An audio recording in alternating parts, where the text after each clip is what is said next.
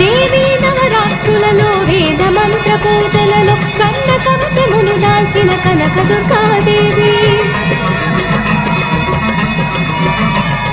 భవబంధాలను బాపే Bala Tripura Sundari నిత్యానందము కూర్చే Annapurnadevi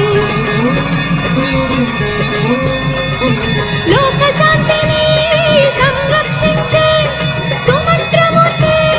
Gayatri